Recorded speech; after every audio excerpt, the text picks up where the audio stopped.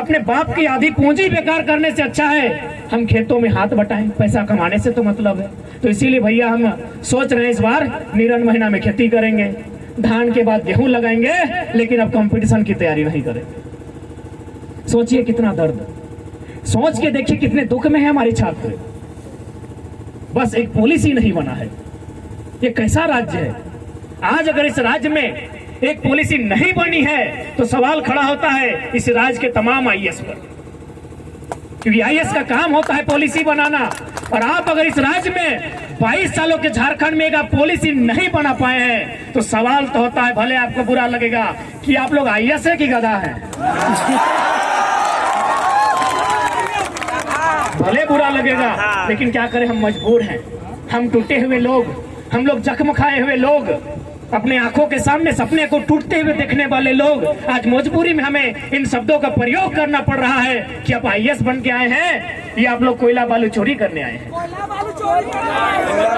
एक नीति नहीं बन पाती है और बार बार आप दुहाई देते हैं झारखंड के लिए। क्यों अन्य राज्य नहीं है? कर्नाटक में भी, कर्नाटक भी राज्य है, वहाँ 7% रिजर्वेशन है 3rd और 4th में। तेलंगाना 371D के अनुसार राज्य की तमाम नौकरियां, जिस प्रकार हमारा यहाँ जेपीएससी 3rd और 4th छोड़ दीजिए, उसके अलावा जो राज्य स्तर के अधिकारी बनने की नौकरियां हैं तेलंगाना में वो भी रिजर्व है। तो संविधान की आंखें केवल झारखंड के सामने आकर फट के क्यों रह जाती हैं? संविधान का तो मतलब होता है समजोड़ विधान, सम यानी समानता, विधान यानी नियम, यानी समानता का नियम सबके लिए हो।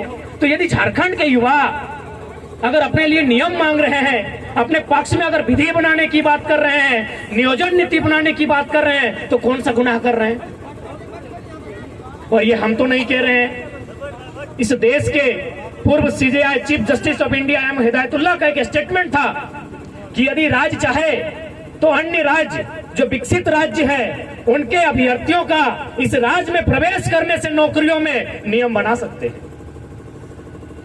और हम स्वीकार करते हैं, चाहे बंगाल हो या बिहार हो, हमसे तेज है।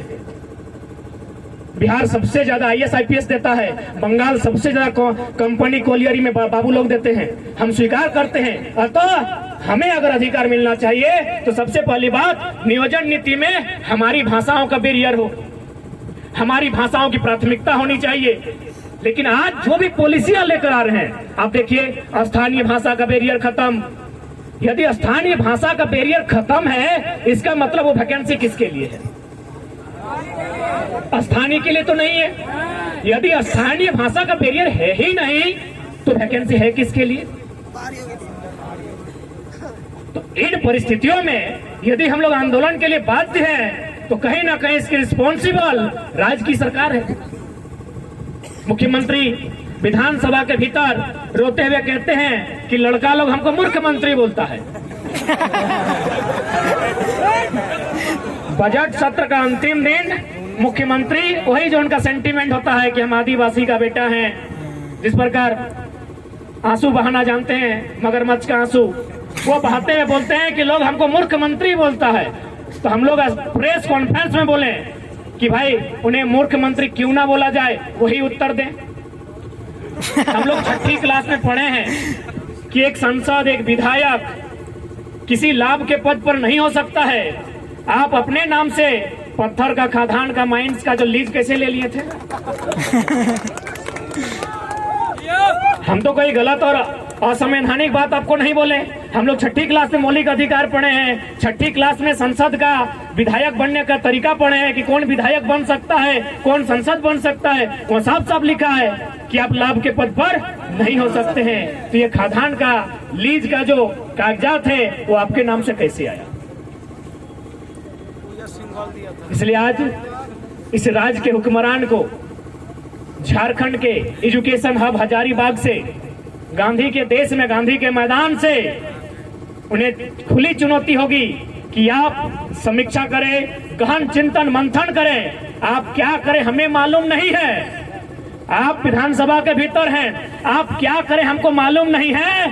आप एक निर्धारित समय के भीतर नीति नियम बनाइए, और नहीं तो फिर सिंहासन खाली कीजिए, जनता आती है। यदि आप सामर्थ्य नहीं रखते हैं नीति बनाने का तो आपको अधिकार नहीं है इस देश के, इस राज्य के नौजवानों के भविष्य खेलने का।